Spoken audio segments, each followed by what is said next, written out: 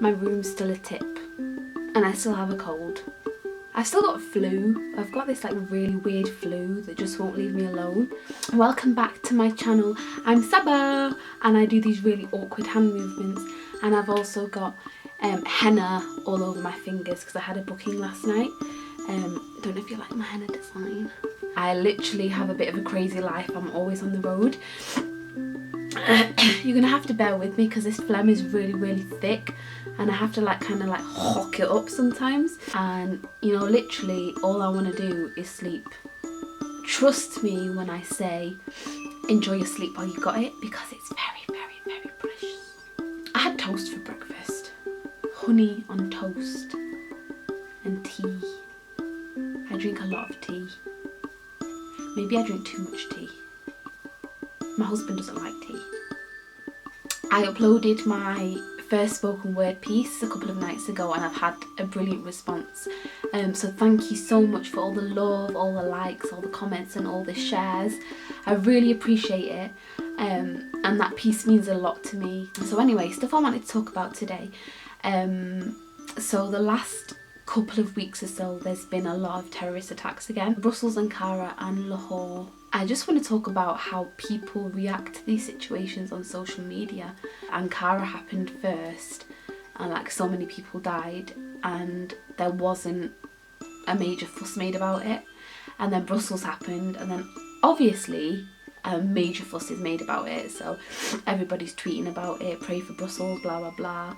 People died. Yes, it's a tragedy and it's a real shame that this has happened. So everyone's sharing about that. And then Lahore happened and people are like talking about it again, but it's not as much as Brussels and blah blah blah.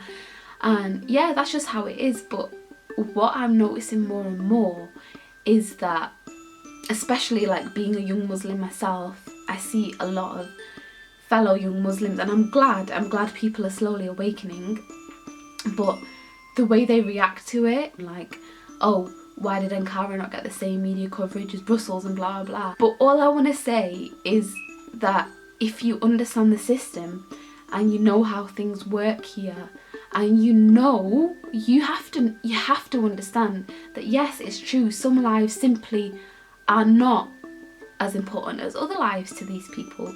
Like for me, I went through like a really activist kind of, I'm gonna fight the system and I'm gonna change the world, and I'm so grateful that I've come out of that now because I see the system for what it truly is.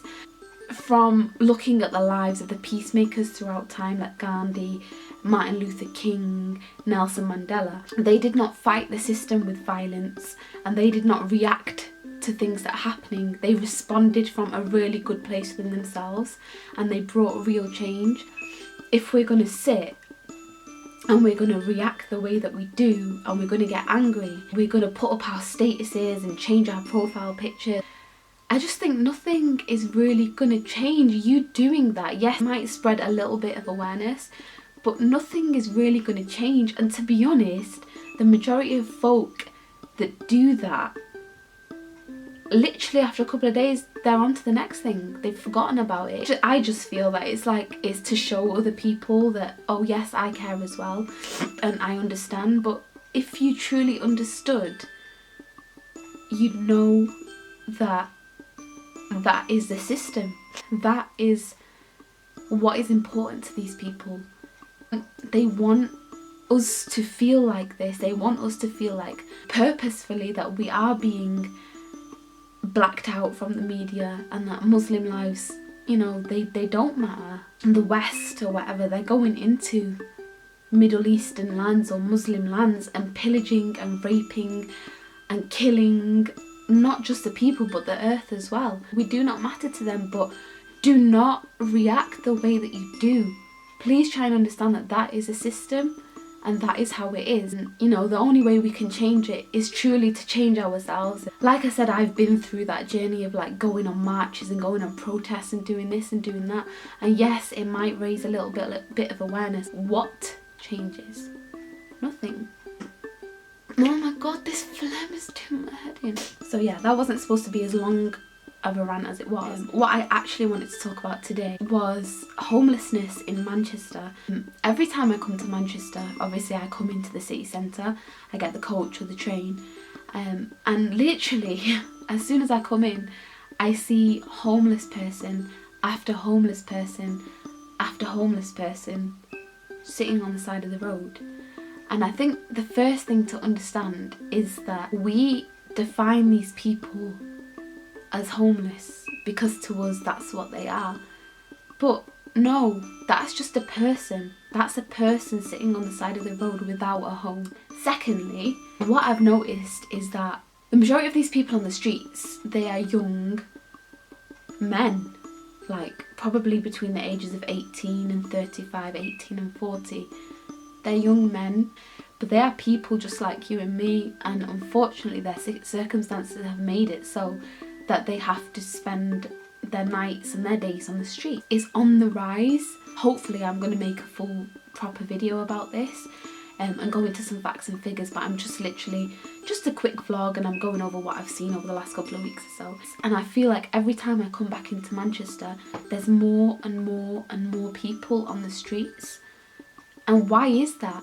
Why are people on the streets? The UK or Britain is supposed to be this big superpower, and they've gained their power by going in and destroying and colonising the world. Yet here they are, and this country is ridden with a million problems. The people that you see on the streets, they are literally, they could be you or they could be me. And they're sitting on the side of the road and they're having to beg for food or money or whatever it is that they need. And some of them, they just look so dejected and they just sit there and they're just like, it's like they've given up on life. I'm getting emotional because it really gets to me that there are people that are having to live like that in this country. In this country where we're supposed to be like the ideal country, but people around the world do not realise how bad and dire the situation is here.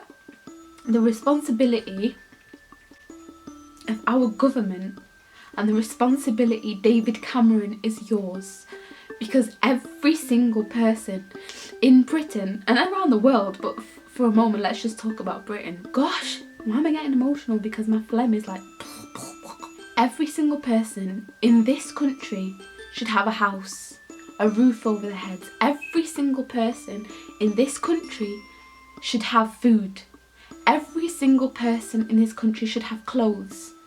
Every single person in this country that needs a job or wants a job should have a job.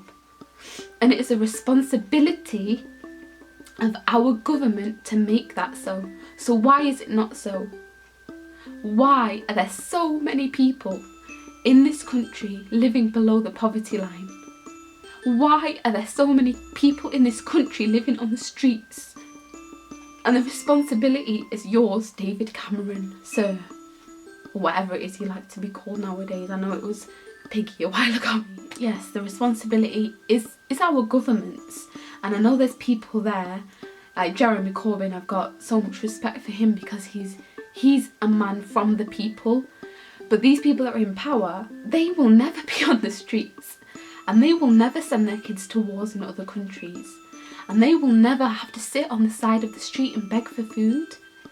It's the poor working class that are having to accept minimum wage, not even the national living wage, minimum wage. And then they have to pay rent, which is extortionate in certain places, especially in London. And then they have to buy food, and they have to clothe themselves. And you know what? It's nice for you to go out with your family once in a while, and maybe they want to do that as well. But they can't. How can people do that? So I'm not surprised. And especially with all the benefits that are being cut and all the cuts that are being made in all the different sectors, I'm not surprised that more and more people are on the streets.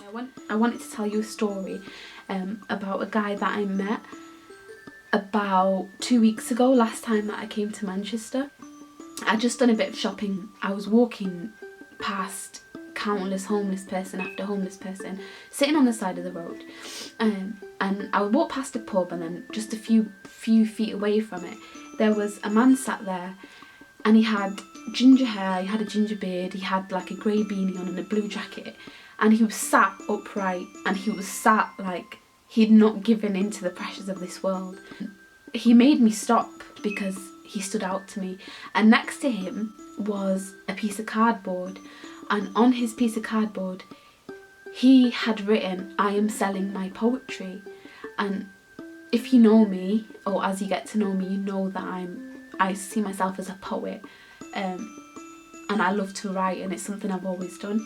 So that really hit me right here. So I stopped and I was like, "Hi mate, you okay?" And he was like, yeah, I'm good, how are you? So he was really nice, and we had a little conversation, and then I said to him, "Okay, show me your best work then, and I'll take it. Give me your deepest piece."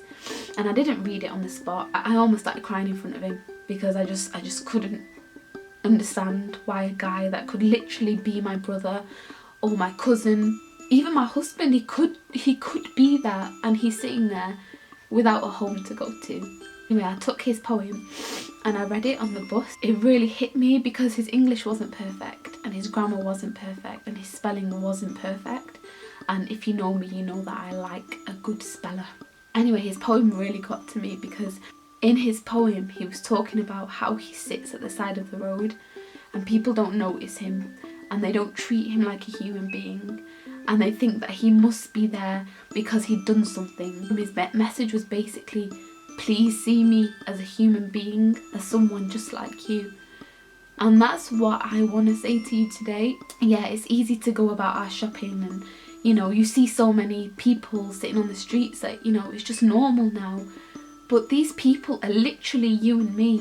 In a split second, the tables could turn, and that could be you sitting on the side of the road. So please, treat these people with respect. I had a conversation with a girl yesterday. Oh, some of the people that you see on the side of the road, they're actually not that bad. They're just like normal people. And I just stopped and I said, they're all normal people. What is normal? They're me and you. Because for some reason we have this negative image of homeless people in our head. They're all drug addicts, they're all drunks, they're all begging for whatever they can and getting whatever they can off people without doing anything in return. And yeah, some people on the street, well, it's the way the system is in place. They are forced in their dire situation to turn to drugs or turn to alcohol just to numb the pain for a little while, but they're still people. So please don't ever see them as anything less, because they are people. They are our mothers, they are our brothers, they are our fathers, they are even our children. They are ours, and we have a responsibility to take care of each other, and the government has a responsibility to give these people a home. I think I'm just emotional because I'm a bit hormonal at the moment, and when I'm a bit hormonal, you better beware. In my life, I've got some exciting projects coming up in the next couple of weeks, which I will definitely vlog about, or I'll make a video about. I'll probably vlog while I'm there. I'm planning a photo shoot with a couple of friends, and it's going to be really cool, hopefully, so I'll share that with you. Other than that, I'm still happy inside. I'm still happy. I'm just a bit sad about things that I see, and I really think that we need to start believing and seeing each other truly as one people. As one, because we are. Like I said in my spoken word piece, we all have a responsibility to each other. Let's spread a little bit of light, a bit of love, a little bit of joy. On another note, pigeons in London are really different to pigeons in Manchester, because the pigeons in Manchester, right, they just kind of sit in Piccadilly Gardens and like you can talk to them and stuff. But the pigeons in London are like lethal pigeons, like they're like, those pigeons are getting a bit too brave. Anyway, if you like this video, and if you like seeing me get emotional and just talk and talk and talk, like I seem to do a lot, then please like, comment, subscribe and share, and I will see you next time for see, written down this sounds okay, but I'm about to say it like Sabah vlogs.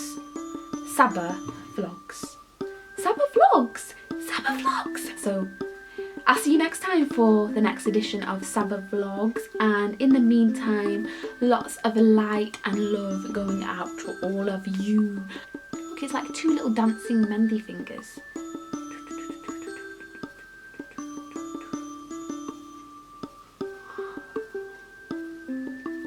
And there's a bird here. This guy used to have peacocks, and this was like years ago. It was about 14 years ago. Can you hear it? It's like, I think it's a peacock. I really hope it is. I hope they're still alive because they were a really nice bird.